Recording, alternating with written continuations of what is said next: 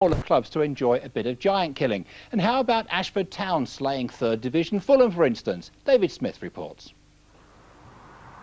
7 years ago, Ashford Town moved into their new homeland's ground. But the dream of a modern stadium was brought to an abrupt halt as the money dried up. The building work never progressed beyond the main stand, the club's very existence threatened by crippling debt. The visit of Fulham will provide much-needed revenue and perhaps the chance of a first-ever victory over a league side. The white-shirted Londoners have fallen on hard times after relegation to the league's bottom division. Even so, victory against a team that boasted the talents of Johnny Haynes and Jimmy Hill in a bygone age would be special for those who served Ashford through thick and thin for the past 40 years. It's one of the highlights, one of the peaks. It offsets the few depressions that have occurred during my period of association. But I've always thought and always said that when things were good, I didn't want to pack up, and when they were bad, I hadn't the courage to do so. We'll play our usual way. We'll have 4 up front. We'll go and attack them, and we'll see how it goes. You know, we never play defensive football here, so we'll just continue playing that way. 4 up front? Yeah, it does get us caught sometimes at the back, but we enjoy ourselves. That's the main thing, really. While Cugley attempts to put Ashford on the football map, few in the town seem to be aware of their date with destiny. What big game? What big game?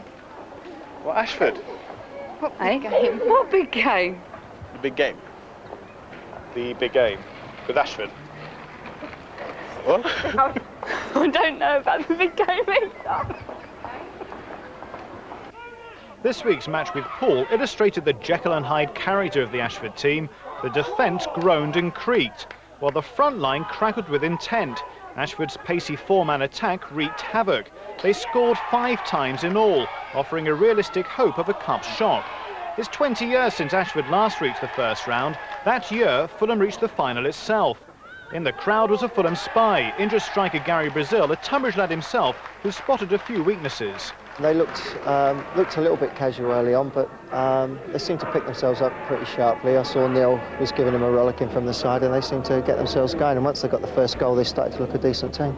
Ashford striker Mark Stanton has already scored 7 times in the FA Cup this season and relishes the chance to pit his wits against a league team. I think we're very good on the break, Ashford Town, and we've got very good strikers. Not just myself, but other strikers. Dave Arter scored 16 already this season, and I think we can catch them on the break. Another factor in tomorrow's game will be the pitch. Ashford say the reason their players rush all over the place is if they stood still, they'd sink. You couldn't get much further from Craven Cottage than this homeland ground. In their 115-year history, Fulham have achieved most things. They've played in the top flight, they've reached a Wembley final, but they won't relish playing here. David Smith in Kingsnorth for Meridian Tonight. None of this neutral nonsense. Good luck, Ashford. Well, Gillingham and Brighton also involved in FA Cup ties, while Southend and Charlton both have First Division games. The details.